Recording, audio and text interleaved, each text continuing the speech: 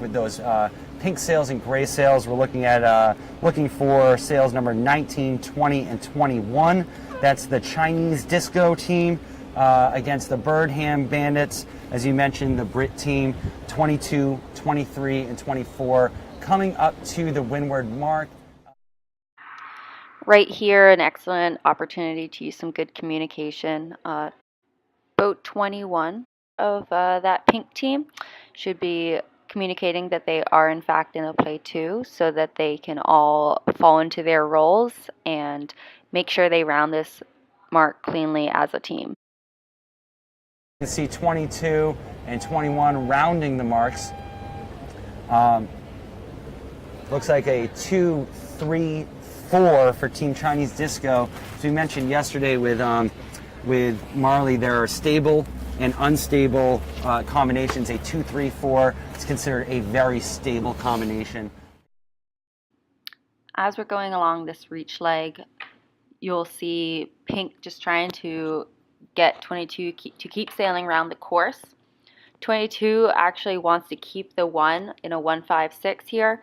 Their opportunities is for the 5 and 6 to break through. And since they're going after 21 and then now 19, that actually gives pink an option to go play 1. So they have to decide, are we going to go play 1 and how are we going to execute that?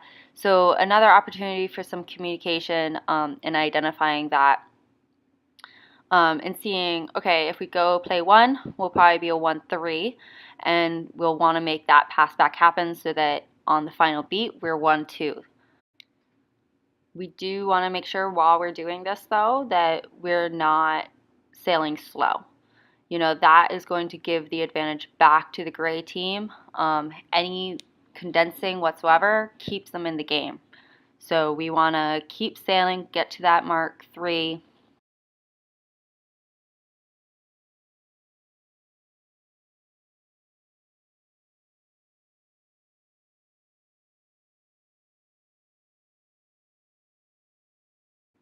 And as we see right here, 21 owns the zone. And we gotta see if we can help our teammate get around. We're getting to the edge of the zone, which is important to be aware of.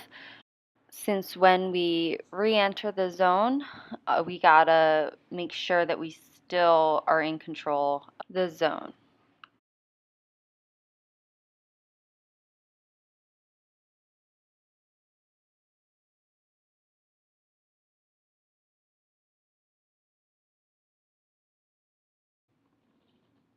Here on this final reach, you can see 21 working to maintain control of 22.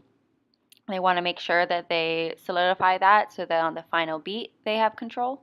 While they're doing this, 19 is working very hard to keep their bow free. Also defends against 24 there, who's catching back up, getting a little condensed here, but pink has made sure that they control around this mark. Right here, really important to have good mark roundings.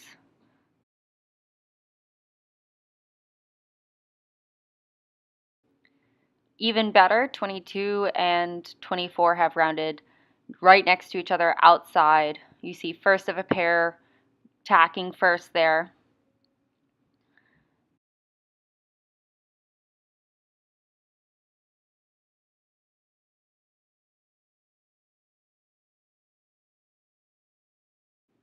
Unfortunately there, that kind of weakens our position on the 6.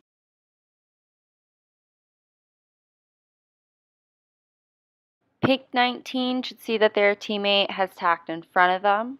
This is an opportunity to communicate a switch. They will establish a good control of the opponent and switch pairs. While 24 tacks and is now out of sync with 19, 19's okay with that. They're going to let them get on the edge of their zone, since in just a moment you will see that we're in the last fourth of the final beat, and we see that our teammates are all in a pretty decent position. We're not too threatened, but we still, as you can see coming back here, have control over 24 since we work to get our starboard advantage. Our teammate also has starboard advantage here, which while they lee bow our teammate there, that's fine. Not a huge issue. We know we're going to finish 1-2. It's important to remember how pink got here. Gray had the 1 and a 5-6, and they gave up the 1. And as you can see here, crossing line, it became very condensed, where if they had kept the 1, possibly their teammates could have gotten into some kind of winning combination.